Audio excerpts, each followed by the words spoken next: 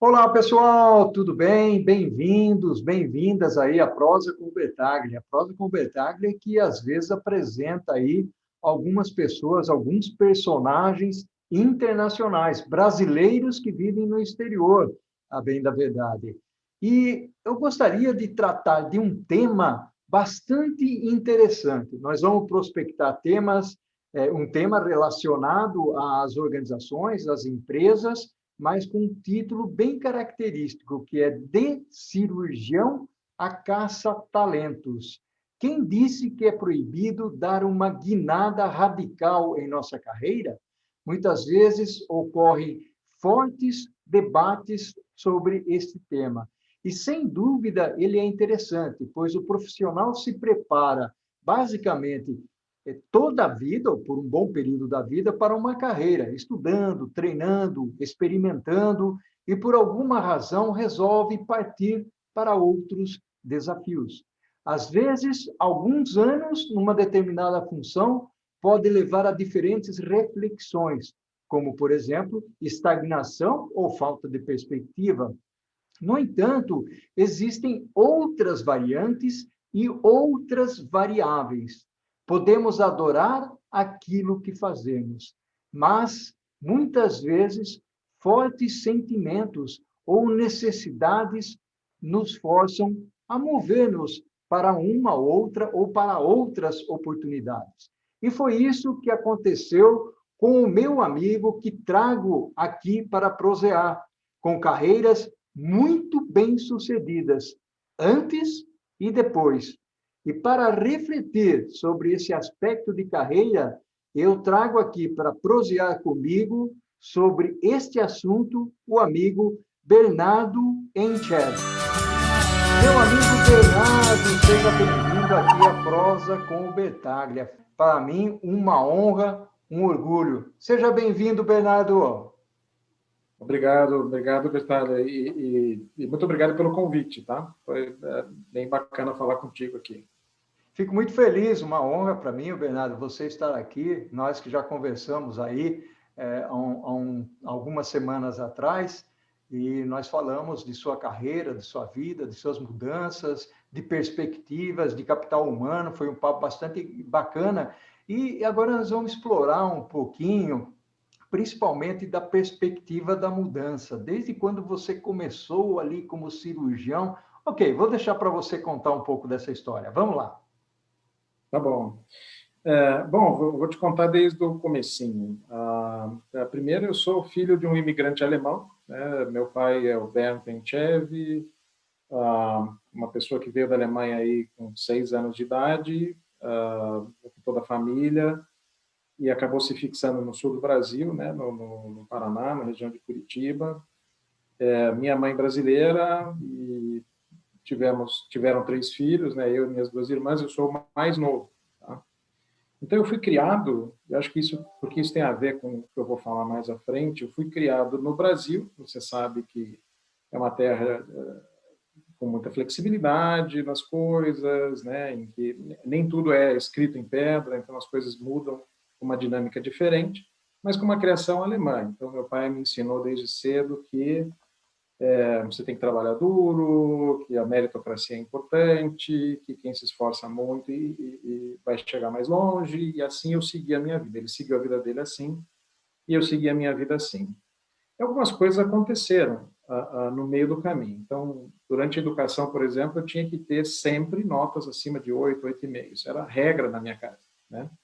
Mas, ao contrário de punição, ele já fazia na época como se fosse um bônus. Então, cada vez que os filhos passavam de ano com todas as notas acima de 8,5, aquele filho ganhava um presente. Olha, na época a gente não tinha um padrão de vida tão alto, então era sacrificado para ele, mas a gente ficava com aquilo, era estimulado, era como se fosse um bônus de um executivo, né?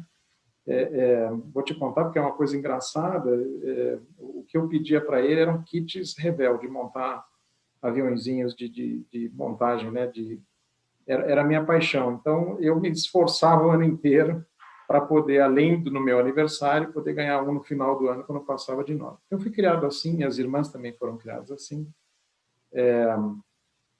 bem tradicional, dizendo também que o que era importante no Brasil era ter uma boa profissão, então a gente acabou indo para o lado da medicina e odontologia, todos nós. Minha irmã mais velha é médica, do meio é dentista, e eu também escolhi medicina.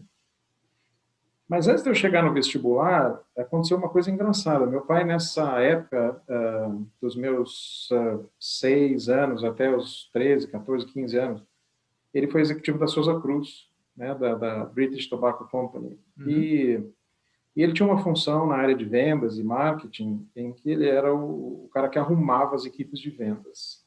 Então, ele ia mudando de cidade em cidade, ficava 2 anos, estabilizava, treinava a equipe, arrumava o problema e seguia para outro estado. Então, isso fez com que eu morasse em 9 cidades diferentes e me mudasse a cada 2 anos durante toda a minha infância, todas as minhas escolas, né, escolas diferentes. E aconteceu um incidente engraçado que entre a 2ª e a 3ª série, nós tínhamos mudado para o Rio de Janeiro na época, e a diretora da escola, a secretária da escola me matriculou errado na 4ª série. E quando se descobriu isso, que eu era uma criança grandona, eu tenho 1,80 m, sou um cara grandão, então eu era uma criança grande, não aparentava que era mais jovem que os outros. E eles só perceberam isso 4, 5 meses depois, eu já tinha feito várias provas e tinha as notas já tudo acima de 8,5, como era de praxe na minha casa. Então a diretora da escola chamou minha mãe, que é pedagoga, e meu pai, e falou: olha, minha recomendação é mantê-lo na 4ª série, né? Eu vou escrever uma carta para o Ministério da Educação e tal, regularizo isso, mas ele vai pular um ano. Então, o que aconteceu comigo é que, sem querer, eu acabei avançando um ano. Então, ao contrário do pessoal que passa em medicina com 16 para 17 anos, eu entrei na faculdade de medicina com 16. Tá? Bem novinho, bem novinho. Passei, fiz Federal do Paraná, enfim, acabei me formando com 21 anos e meio de idade. Tá? Então, bastante novo. Fiz minha residência também, sou cirurgião craniofacial, sou cirurgião de cabeça e pescoço e sou otorrinolaringologista. Eu fiz uma residência na USP, em Ribeirão Preto, que é combinada das várias especialidades, que você pode tirar os títulos depois. Eu tinha uma pressa enorme de acabar a medicina o mais rápido possível, acabar a residência, a especialização o mais rápido possível, porque eu queria ir para o mercado de trabalho, ganhar dinheiro. Meu pai sempre ensinou a gente assim, né? E assim eu fiz, montei minha carreira de médico, era referência em Curitiba, fazia cirurgias de todo tipo de complexidade, cheguei a começar, inclusive, a minha própria residência no Hospital da Cruz Vermelha, que eu acabei saindo antes de todas as aprovações, né? Mas comecei a minha residência, tinha 4 serviços de emergência na cidade. Nesse período, aconteceu uma coisa na minha vida muito engraçada, que mudou a minha vida. Eu tive trigêmeos, né? E aí, você pode imaginar que com trigêmeos, a tua vida muda, e muda muito, né? Não importa a hora que você chegue ou saia de casa, tem sempre coisa para você fazer, tem sempre filho para você cuidar, tem alguma coisa que você tem que fazer, dar mamadeira, trocar, brincar, pôr para dormir, era o tempo todo. E o estilo de vida que eu tinha como médico não me deixava fazer isso tranquilamente. Eu operava muito de madrugada, emergência, né? Especialmente na área de reconstrução da face, após acidente de carro, moto. Então, quando os meninos estavam com 2 anos e meio aproximadamente de idade, eu resolvi ter a seguinte ideia: ao invés de fazer o que seria de praxe, talvez, na minha área, ficar só na parte clínica, ou fazer uma especialidade que você não precise operar ou nem lidar com emergência, eu mudei o rumo, né? Eu tive uma conversa com meu pai, que já tinha saído do mundo executivo, já tinha sido presidente de empresa, e montou a consultoria dele de recrutamento e seleção de executivos em Curitiba. E eu acabei convencendo ele a me deixar entrar no negócio, né? Então, a gente fez uma transição aí familiar. O Bernardo, é muito legal essa parte aí. Eu tenho uma pergunta, uma curiosidade quando você começa a contar essa história aí, que é a seguinte: apesar de você ter tido os 3 filhos, né, os trigêmeos, e aí logicamente sobrava um bocado para sua esposa, né? A minha pergunta, até antes de você ir falar com o seu pai sobre a oportunidade, a possibilidade, a pergunta é: você era feliz naquela carreira? Você gostava de fazer o que você fazia? Sim. tenho até hoje paixão pela cirurgia, tá? É uma coisa que ainda me dá prazer quando eu vejo cirurgias acontecendo, novas técnicas e essas coisas, né? Ainda de vez em quando eu leio algum artigo, não tenho tempo mais para isso, mas eu leio algum artigo. Mas tem uma coisa que pelo menos na minha vida, eu aprendi, que é o seguinte: talvez essas mudanças todas, né, de uma cidade para outra, uma coisa que não é comum para o curitibano, né? O curitibano normalmente não se muda tanto, mas eu tive a infância toda assim. Então, e cada cidade tinha coisas muito boas também. Então, quando eu tive essa ideia de ir para o mundo corporativo, ao invés de transformar a minha especialidade em outra coisa, pensa comigo assim: se não é para fazer cirurgia, eu prefiro fazer outra coisa. Foi o que eu pensei na época, né? Se eu não posso lidar mais com emergência, porque isso atrapalha meu convívio familiar, minha qualidade de vida, eu quero fazer um negócio totalmente diferente. Uma coisa que eu sempre estabeleci para mim são targets muito altos, né? Sempre quis, se eu vou fazer cirurgia, eu quero fazer cirurgia de ponta no Brasil, né? Eu fazia cirurgias absolutamente complexas. Muitas vezes, eu o único no sul do Brasil que fazia aquele tipo de cirurgia, por exemplo, esse tipo de coisa. Então, sempre gostei de desafios assim. E quando eu pensei nisso como uma oportunidade, eu falei, tá bom, estou abrindo mão da cirurgia, que é o que eu gosto, mas vou fazer um negócio bastante diferente, que é entrar no mundo corporativo, entrar no mundo de consultoria, de recursos humanos. Foi difícil convencer meu pai, tá? Porque eu era um médico de sucesso, eu ganhava, na época, para você ter uma ideia, eu ganhava tanto quanto ele, né? Então, a conversa era difícil. Ele rejeitou as primeiras 2 vezes, tá? Falou que eu estava louco. Falou, não, depois de estudar, fez 6 anos de faculdade, mais 4 de especialização, mais não sei o que do mestrado, mais montou serviço, e ele dizia, ele foi meu paciente, eu operei ele já mais de uma vez, e aí ele falava que não, que não, que não. Mas teve um incidente também, já que você tocou nesse ponto da transferência, foi engraçado, que eu montei um business plan sozinho. Montei um business plan para fazer a transição com ele. E a gente estava indo no final do ano para o Natal passar na praia, ele tem casa na praia, a minha esposa já estava lá, minha mãe já estava lá, e as crianças já estavam lá, e eu fechei o consultório, passei, peguei meu pai e fui para a praia. E caiu uma barreira próximo de Joinville lá, e para a gente chegar em Camboriú, meu Deus, nós ficamos 12 horas na estrada, né? E foi aí que eu puxei meu business plan, e eu tive a minha chance. Agora você vai me ouvir, né? Comecei a dizer para ele o que eu podia fazer, o que eu achava que eu tinha de qualidade para entrar, né? Quais as competências que eu tinha para fazer. Eu falei, não entendo nada do mundo corporativo, é verdade, mas eu entendo muito de analisar gente, eu entendo muito de psicologia, eu entendo muito de empatia, eu entendo muito de vender serviço, porque o médico vende serviço, né? Você tem que criar, as pessoas têm que acreditar em você, tem que criar a confiança e tal. E ele ficou impressionado com o fato de eu ter preparado um material tão consistente. E no final dessas horas todas que a gente ficou preso na estrada, ele acabou concordando com com a minha migração para a empresa, e assim a gente fez. A gente tinha alguns combinados. E isso não é para transição de carreira especificamente, mas vou dizer para quem tem empresa familiar ou está fazendo sucessão com parentes, eu vou dizer que vale muito a pena. Começou uma transição, eu fiz um acordo com ele de cavalheiros. Ó, primeiro lugar, número 1, eram poucos itens, tá? Mas muito simples, mas que nos ajudaram muito, porque todas as reuniões e eventuais conflitos que a gente voltava nesse documento. Então, primeiro acordo.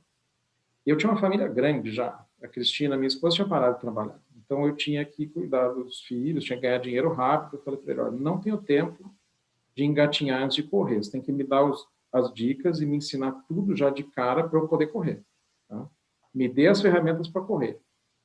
Ô, Bernardo, eu queria fazer uma coisa aqui, dividir a conversa até para chamar as pessoas que estão nos seguindo aqui para acompanhar um complemento, que agora você vai focar basicamente nessa parte onde você se desenvolveu na área de recursos humanos, o grande headhunter, caça-talentos, depois saiu do Brasil, foi para o exterior, né, fez alguns trabalhos pela América Latina. Eu gostaria que você explorasse esse lado. Mas vamos fazer um intervalozinho, eu tomo uma água, você toma uma água por aí, e vamos em frente? Pode ser assim? Claro, Podemos dar um breakzinho, sim. Eu pego mais um chá para mim. Ô, Reinaldo, que fantástica essa história, meu amigo. Estou aqui apaixonado, admirado, né, pelas palavras que você está colocando. Muito bacana. Realmente um exemplo fantástico, magnífico aí. Eu queria explorar agora, já que você estava contando no finalzinho do primeiro bloco, como é que você avançou nessa perspectiva aí de passar para caça-talentos, depois ir para os Estados Unidos. Eu queria deixar você navegar aí um pouco mais nessa história aí, que está muito legal, está muito bacana. Legal, claro. Bom, eu falei no primeiro bloco um pouquinho a respeito dos combinados, né? Obviamente, quando a gente faz uma transição dessa, você tem algumas situações, né? Meu pai não sabia se eu ia ter talento para isso ou não, embora eu tinha toda a certeza, mas ele não sabia. Ele sempre me viu como médico, né? Então ele não sabia se eu ia desempenhar. Por outro lado, eu falei para ele na época, né? Eu tenho uma família grande, né? Eu preciso ganhar dinheiro rápido. Ganhava bem como médico, então eu não tenho tempo para, entendeu? Varrer o salão primeiro, para depois aprender como fazer as coisas, né? Sabe que empresa familiar eles costumam pôr o herdeiro primeiro para carregar a caixa, para varrer o chão, etc. Depois, devagarzinho, eu virei para meu pai e falei, olha, primeira, combinado, você vai me dar todos os macetes e toda a informação que você tem hoje, do alto, na época, né, dos seus 60 anos de idade, né? Ele já tinha mais de 60 anos de idade. Você vai me dar todas as dicas, porque eu preciso correr, eu não tenho tempo de engatinhar, eu preciso levantar e correr no sentido de aprendizado. Então, essa foi a regra número 1. A regra número 2 foi, a gente vai seguir a orientação de quem está sentado na cadeira de presidente da empresa. Então, eu sempre vou compartilhar e você a nossa opinião, mas enquanto você for o presidente, a sua palavra é a final. O dia que eu assumir, a minha palavra será a final. Isso foi combinado já desde o início. Tá? E a terceira coisa é que, você vê, são artigos simples, poucas coisas, né? É que a gente não vai brigar nem deixar alterar nossa relação pai e filho, porque a gente tem visões diferentes a respeito do negócio. Tá? Legal. Então, essas eram as 3 simples regras a respeito do relacionamento dia a dia, né? Foi uma situação bastante desafiadora, né? A gente tinha uma empresa que era muito conhecida em Curitiba, e quando eu entrei, meu pai falou, olha, eu estou começando a empresa em São Paulo, mas começando mesmo, a empresa tinha 1, 2 meses em São Paulo, e nós temos Curitiba aqui, que já tinha vários anos, e já tinham clientes grandes, e já tinha nome na empresa. Né? Onde você quer começar? E ele me sugeriu que era mais fácil eu começar com ele, do lado dele. Eu falei, não. Eu sou muito teimoso, eu falei, eu quero começar lá em São Paulo. Né? Quero que você me dê um treinamento de 30 dias, e fizemos isso. 30 dias ele me deu de treinamento. Eu era o sombra dele durante 30 dias. Ficava ouvindo calls com clientes, visitava cliente com ele, entrevistava candidato com ele, fazia as reuniões de gerência interna da empresa com ele, sombra 24 horas, e fui para São Paulo, literalmente começar a nossa unidade de São Paulo. Foi bem assim. Até eu falei para ele assim, olha, essa é a maneira de eu provar para você se eu consigo desempenhar isso. Né? Aqui, debaixo da tua asa, muita gente vai me receber porque eu sou teu filho. Né? Mas lá em São Paulo, as pessoas não conhecem a nossa empresa. Então, lá realmente eu tenho como demonstrar se a empresa, se eu tenho talento para fazer isso. E assim eu mudei para São Paulo, com a família, mala e cuia, mudei para São Paulo para desenvolver a empresa lá. O resultado disso, para te dar alguns números assim, foi que ao longo da minha trajetória, fiquei quase 10 anos em São Paulo, a nossa empresa cresceu quase 10 vezes o faturamento, né? A gente triplicou, 3,5 vezes, na verdade, o volume de pessoas que a gente tinha na época que eu entrei, né? A empresa realmente deslanchou absurdamente, mesmo com alguma crise econômica que veio aí em 2009, né? Lehman Brothers, toda aquela coisa que aconteceu, ainda assim a gente conseguiu que a empresa crescesse, se desenvolvesse. Né? Bom, me consolidei como headhunter, né? Aprendi o negócio, trouxe novidade para a empresa, trouxe o conceito de portfólio de serviços. A gente não faz só recrutamento e seleção de executivos, aumentei a parte internacional da empresa, a gente já era detentor da licença da marca Ames Internacional no Brasil, essa parte cresceu bastante no Brasil também, e a gente trouxe outros serviços de desenvolvimento de liderança, de outplacement. Então, eu pude turbinar todo esse portfólio, a minha visão do negócio era sair de ser especialista em recrutamento, mas ser uma solução total de capital humano para o cliente, não total no sentido de atender tudo e qualquer coisa, mas com um portfólio firme de liderança, relacionado à liderança, contratação, desenvolvimento, desligamento e por aí afora. E deu muito certo. Bom, eu falo algumas línguas, eu falo um pouco de alemão, eu falo espanhol fluente, falo inglês fluente também. E, rapaz, eu me apaixonei pela parte internacional da empresa, né? Então, essa parte internacional começou a crescer bastante na atuação, a gente começou a atender empresas do mundo todo nas suas subsidiárias no Brasil, ou para entrada no Brasil. E isso chamou a atenção do presidente da Ames International na época. Ele pediu para numa reunião global que eu apresentasse o case do Brasil, quando eu comecei, como é que a empresa estava naquele momento. Isso já tem 12 anos, aproximadamente, tá? Quase 12 anos. Ele me chamou para fazer isso, eu apresentei, depois que eu terminei a apresentação, ele me chamou no canto e falou, olha, eu gostaria muito que você fosse o vice-presidente da América Latina e você nos ajudasse a abrir os escritórios aí na região Latam. E eu, obviamente, aceitei, eu falo espanhol, então não teria problema. E eu fiquei, durante quase 6 anos, visitando os países da América Latina, então, Panamá, Costa Rica, Colômbia, Chile, Peru, Argentina. E a ideia era identificar o partner que poderia integrar a gente, convencê-lo a entrar no nosso grupo, né? Nós somos todos sócios na Ames, e depois voltar lá e treinar em marketing, vendas e em processo. Eu fiz isso na América Latina por esse tempo, e a gente pulou de 3 escritórios na América Latina para 15 escritórios. Uau. Foi uma expansão em 6 anos bastante importante, que acabou levando a um segundo convite, que era o de desenvolver o sul dos Estados Unidos. Na época era isso, né? Então, montar talvez em Miami, Texas, na região do sul, dos estados do sul dos Estados Unidos, montar alguma estrutura. Foi engraçado, eu disse não inicialmente, tá? Porque eu falei, rapaz, não conheço nada do mercado americano, como é que eu vou desenvolver o mercado americano? Não tenho competência para isso. Mas o presidente, na época, falou, olha, um alemão, o Wolf disse para mim, pensa um pouco, né? Pensa um pouco. Eu pensei durante muitos meses, né? Foram 9 meses pensando, até que eu resolvi vir, né?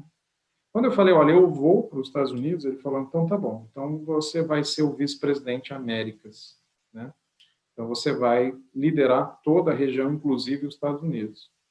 Então eu entrei, Bertalha, numa saia justa nessa época, porque já existia um sócio aqui em Chicago e já existia um sócio aqui na Filadélfia, trabalhava nos Estados Unidos há 20 anos. Então eu, brazuca, com sotaque, não conhecendo o mercado americano, acabei sendo o líder desse pessoal, recém-chegado nos Estados Unidos, de mala e cuia com a família, e foi assim que eu comecei aqui. Mas eu gosto de dizer uma frase que meu pai diz muito para mim. Ele sempre diz que quanto mais eu trabalho, mais sorte eu tenho. Ele sempre diz isso, né? E eu trabalhei muito e tive uma abordagem com os americanos aqui colaborativa, dizer, olha, vamos fazer junto, não tem, precisamos desenvolver a região, etc. Bom, ao final de um ano nos Estados Unidos, o parceiro de Chicago resolveu se aposentar.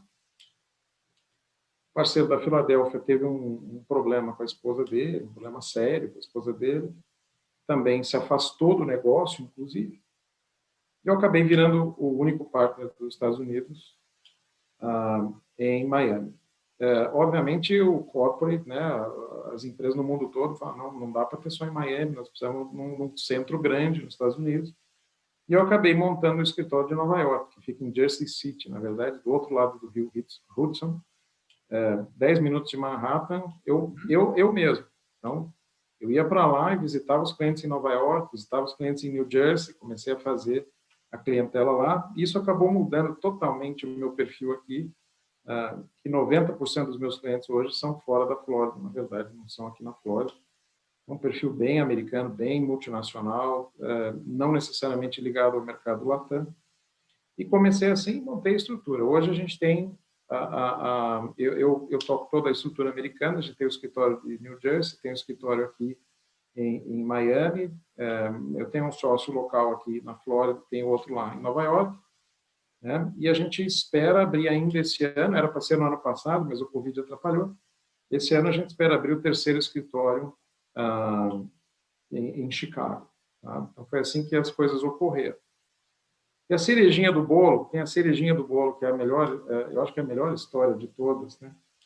E meu pai, ao longo de todo esse tempo, ele sempre, eu acho que de propósito, ele não admite, mas eu acho que de propósito, ele sempre me provocou muito. Então, ele dizia que eu ia levar 7, 10 anos para ser o presidente da empresa, eu acabei me tornando presidente da empresa em 3. Ele disse que eu não ia ser o chefe regional, e eu fui o vice-presidente latino-américa. Daí ele falou, mas é latino, né? Latino tudo bem, mas você nunca vai ser responsável pelos Estados Unidos. Bom, eu me tornei o VP Américas, vice-presidente global e assumi a operação americana inteira, né? E há 2 anos atrás, vai fazer 2 anos em junho agora, eu fui escolhido como presidente global da EMS. É a primeira vez que eles têm um presidente latino, é uma organização europeia, nossa matriz é na Áustria. Nós estamos em 50 países. E é a primeira vez que eles têm um presidente e eu fui escolhido. Mas o engraçado disso, eu convidei meu pai para ir para o Marrocos, uma reunião global. Eu falei, olha, a decisão final é confidencial, vai ser anunciado lá. Tinha outro sócio europeu na disputa pela posição da presidência global. Eu convidei meu pai porque eu falei, olha, se eu ganhar, eu quero ter você lá, né, do meu lado, para a gente festejar juntos e tal. Ele veio a viagem inteira, rapaz, falando, olha, você não vai ganhar, não fique chateado, porque vai dar errado, eu não quero que você fique deprimido, eu não quero que não sei o quê. Eu falei, pai, não se preocupe, se eu não ganhar, eu tenho muita coisa para fazer nos Estados Unidos ainda, né? Tá tudo bem, não estou preocupado. Mas eu fui escolhido, né? E eu me tornei o presidente global da EMS, e aí ele ficou bastante emocionado, foi lá de improviso, ele largou tudo que ele estava fazendo, foi lá no palco me abraçar na hora do anúncio. Foi um momento bastante bacana de convivência pai e filho. E pasme, nós trabalhamos juntos faz 16 anos, vai completar 16 anos esse ano, que eu me tornei headhunter, né? Me tornei um consultor de capital humano. Nós nunca brigamos. Que legal. Nós nunca brigamos. Já tivemos visões diferentes do negócio, mas a gente nunca brigou. Então, funcionou aquele acordo dos 3 itens lá atrás, realmente funcionou. Bernardo, que história fantástica. Você sabe que aqui na Prosa com Bertaglia, normalmente a gente traz assuntos técnicos, né, alguma coisa direcionada, ou uma liderança, ou falando de supply chain, logística, projetos.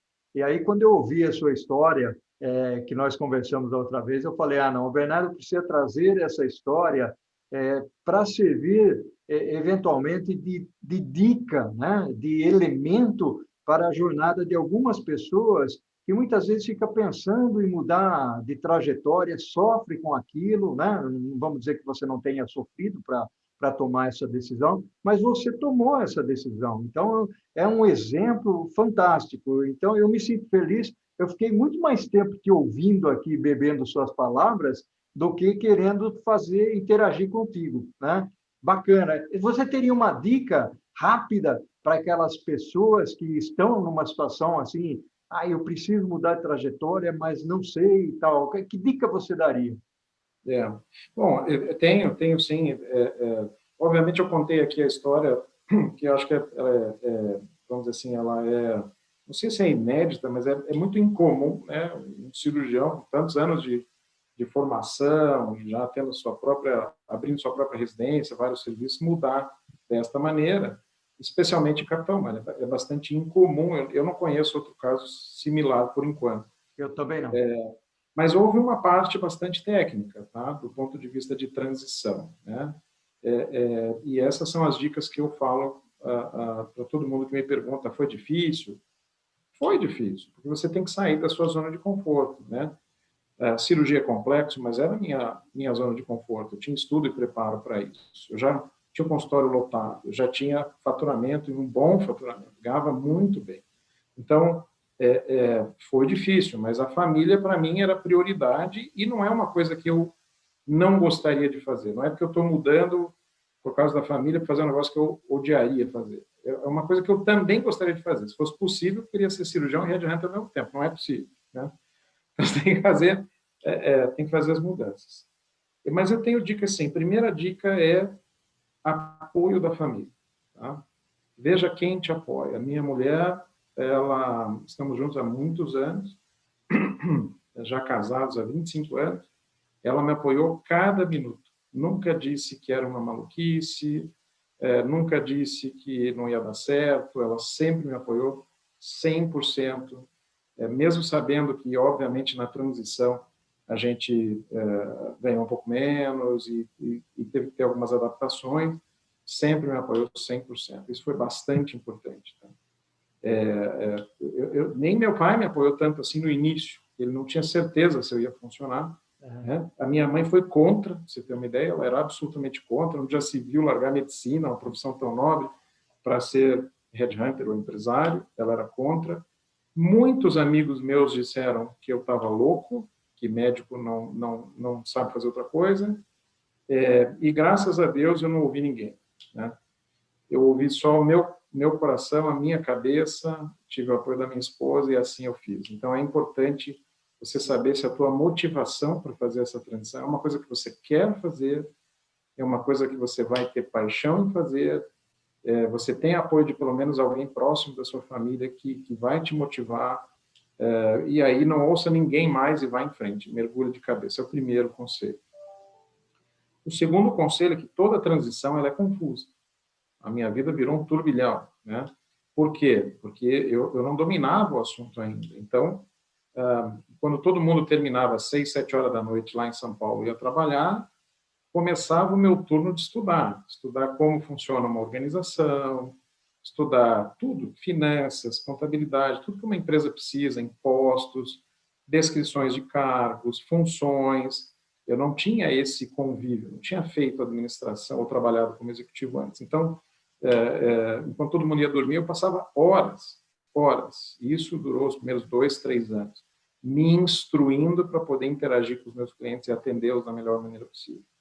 Mesmo tendo especialistas, a empresa na época já tinha várias pessoas, e eu tinha especialistas de finanças, de vendas, etc., mas era importante eu dominar o assunto, então eu corri atrás da informação. Então a segunda é tente aprender feito uma esponja, o mais rápido possível, a maior quantidade possível, sobre a nova profissão que você quer fazer ou está fazendo.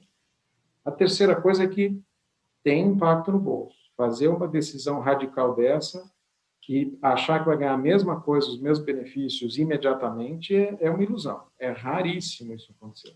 Tá? Até mesmo dentro de uma empresa, se você sai da área financeira e vai para a área comercial, marketing para RH e vice-versa, começa a flutuar dentro da empresa, é muito comum você ter um downgrade durante um período, porque você ainda não é o especialista naquele assunto lá dentro. Comigo aconteceu a mesma coisa. Então, eu tive literalmente um downgrade, estava preparado para isso, tinha reserva financeira para isso, então me preparei antes da transição. Então, minha terceira dica é tenha reserva financeira, tá? Porque é muito comum você precisar dela ao longo disso. E a última é, quando você toma a decisão de mergulhar numa nova profissão, não olha para trás. Eu olho para trás só para dizer com orgulho. Né? Eu operei mais de 5.000 pacientes, curei gente de câncer, reconstruí rostos destruídos por acidente de carro, fiz meu papel, fiz muito bem feito, na melhor qualidade possível. Então, fiz meu papel, mas eu não tenho nenhuma mágoa de não estar operando mais. Sou feliz no que eu faço hoje, era feliz no que era antes, e tenho mais ainda, essa eu vou te surpreender agora. Né? Eu penso daqui a 6, 7, 10 anos fazer outra coisa totalmente diferente do que eu estou fazendo agora. muito provavelmente depois dos 65 anos, estou com 50 agora, então eu imagino daqui a 10 a 15 anos, talvez começar a pensar numa terceira fase da minha vida e fazer outra coisa, né? Não sei, escrever livro, fazer outras coisas que não tem a ver com exatamente o que eu estou fazendo agora. Então, é um plano que eu tenho, já estou pensando nele. Que bacana. Ô, Bernardo, eu vou dizer para você, fantástica a nossa prosa. Nós estamos finalizando aqui. Eu fiquei encantado com a sua história, muito bacana mesmo. E, com certeza é uma história inédita, né? Dentro dessa perspectiva de carreira, mudança de carreira, sair do Brasil, ir para a América Latina, depois ir para os Estados Unidos e ser um grande vencedor. Bernardo, um abraço virtual para você. Gratidão, uma gratidão enorme, né, pela sua dedicação, pela sua disponibilidade de vir aqui conversar conosco. Eu que agradeço, para mim é uma coisa muito simples dividir assim essa trajetória. Eu digo uma coisa assim, foi divertido. Acho que o mais importante é isso, foi uma trajetória divertida. Claro que teve momentos de tensão, etc., mas eu me diverti muito, me divirto com o que eu estou fazendo hoje. E se isso puder inspirar as pessoas a não ter receio de fazer grandes mudanças, né? Mudança maior que a minha, de médico para empresário, headhunter, de capital humano, eu acho que é um bom exemplo para que as pessoas pensem, dá para mudar sim, sempre dá para mudar. Depende de paixão e dedicação. Maravilha, meu amigo. Um abraço forte ao infinito e além. Tchau. Outro para você. Tchau, tchau. Tchau, tchau.